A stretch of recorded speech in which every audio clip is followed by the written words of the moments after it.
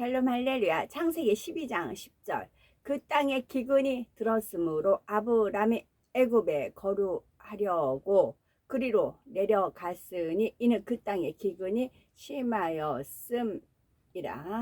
아멘. 아브람은 어려서부터 하나님에 대해 많은 것을 듣고 보고 배워서 알았습니다.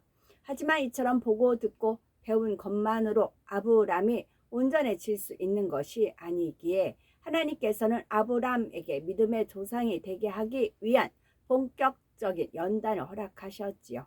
그 중에 하나가 바로 자신의 지혜와 지식에 의존하게 만들므로 전능하신 하나님만을 전폭적으로 의지하지 못하게 하는 육신의 생각을 깨트리는 것이었습니다. 그래서 하나님께서는 처음부터 얼마든지 아브람이 아내 사레를 빼앗기지 않도록 하실 수 있으셨지만 아브람이 자신의 생각을 동원하여 자기 방법대로 행해 나가는 것을 놔두셨지요. 기근을 피하여 애굽 땅에 이르게 된 아브람은 그곳에서 혹시라도 자신에게 닥쳐올지 모르는 생명의 위협을 면해 보고자 아내 사레에게 그대는 나의 누이라 하라 했던 것입니다. 그런데 이처럼 생각을 동원한 결과 아브람은 비록 자신의 생명은 건졌을지라도 아내를 애굽의 왕 바로에게 빼앗기고 맙니다. 아브람이 하나님 앞에 드렸던 고백을 통해서도 알 수 있듯이 아브람은 분명 하나님 앞에 그분의 이름 앞에 모든 것이 두려워 떨며 모든 것이 그분의 발 아래 있나이다 고백했음에도 현실의 급박한 상황에 처하게 되니 육신의 생각이 동원되고 말았던 것이지요. 잠언 16장 3절에 너의 행사를 여호와께 맡기라 그리하면 너의 경영하는 것이 이루리라 하셨는데 아브람은 전지전능하신 하나님을 알고 믿는다 하면서도 모든 것을 하나님께만 전폭적으로 의지하지 않았다가 결국 생각지 못했던 어려움에 빠지고 말았습니다. 애굽에서 아내를 빼앗기는 연단을 받은 아브람이지요. 아브람이 비록 육신의 생각을 동원했지만 그것이 하나님 앞에 악을 행했거나 잘못을 저지른 것은 아니었습니다. 이때 만약 하나님께서 아브람에게 아무것도 두려워 말고 애굽 땅으로 가라 하셨다면 아브람은 능히 믿음으로 갈 수 있는 사람이었지요. 그러나 하나님께서는 아무런 간섭도 하지 않으신 채 아브람이 어떻게 하는지를 지켜보셨던 것입니다. 물론 아브람의 믿음이 더 온전했다면 설령 하나님께서 앞일에 대해 말씀해 주지 않으셔도 생각을 동원하지 않고 하나님께 의지했겠지만 아브람이 아직은 그러한 단계까지 이른 것이 아니었지요. 전혀 낯선 애굽 땅에 들어선 아브람은 하나님으로부터 어떤 지시도 받지 못했고 그런 상황에서 나름대로 자기 지혜 가운데 방법을 강구하려 했습니다. 그렇지만 이것이 하나님의 말씀에 불순종한 것도 아니었고 진리와 반대되는 어둠으로 간 것도 아니었습니다. 그렇다 해도 그가 믿음의 조상이 되기 위해서는 이러한 작은 것 하나라도 온전해야 하기에 하나님께서는 연단을 통해 그의 부족된 것을 드러나게 하신 것이고 아브람은 이 연단을 통해 자신을 발견할 수가 있게 됩니다.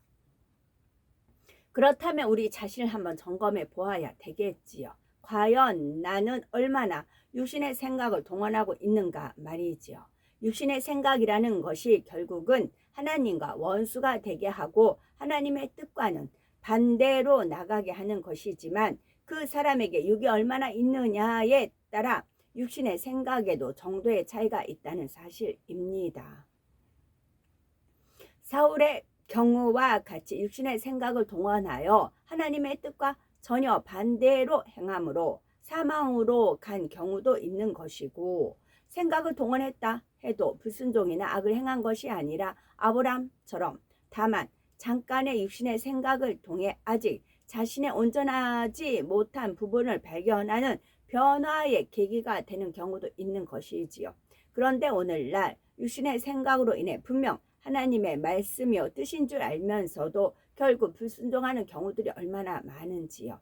자기 유익을 쫓아 육신의 생각을 동원함으로 악을 행하는 경우는 또 얼마나 많은지요. 아브람은 비록 아직은 온전해지기 이전이었지만 육신의 생각을 동원하여 악을 행한다거나 하나님의 말씀에 불순종하는 일은 없었습니다. 그러니 이 당시의 아브람의 모습과만 비교해 보아도 자신이 얼마나 육신의 생각을 동원하고 있는지 스스로 분별이 되어질 것입니다. 잠시 육신의 생각을 동원하여 아내를 빼앗긴 아브람은 그로 인해 번민에 쌓이게 됩니다. 목숨은 건졌지만 그 마음이 어찌 편하겠으며 아내를 생각할 때 얼마나 마음의 고통을 받았겠는지요. 이러한 상황에 이르게 되자 아브람은 결국 하나님만을 의지할 수밖에 없었지요. 자신의 생각이 얼마나 잘못된 것이었고 자신의 지혜가 얼마나 어리석은 것이었는지를 철저히 깨달은 아브람은 하나님 앞에 기도하며 의뢰하게 된 것입니다.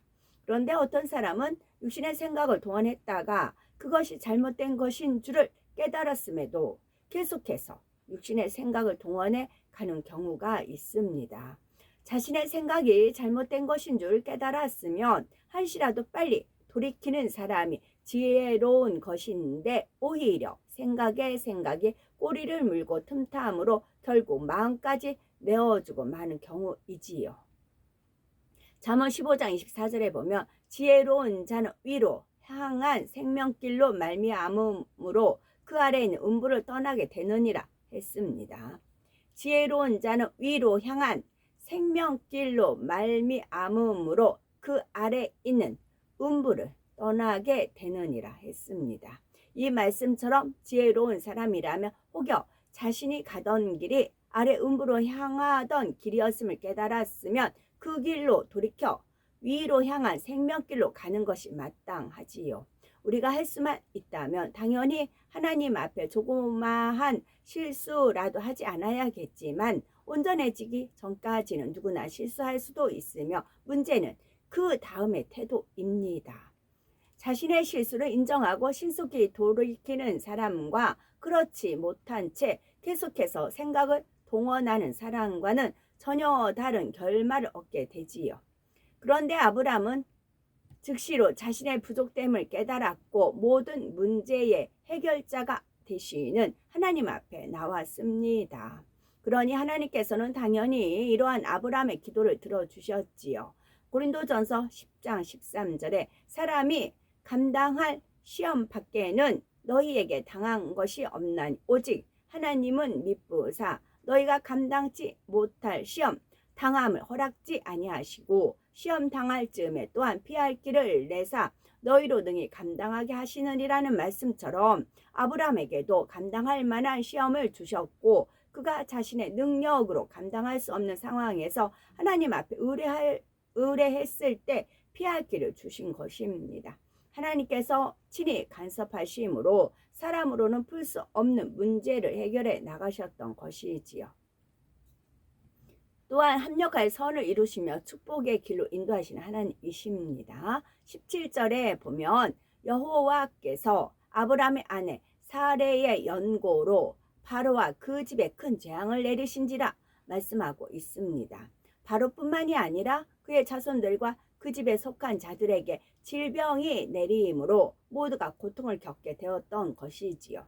그러자 바로는 자신과 자신의 집에 왜 이러한 재앙이 내리게 되었는지를 궁금하게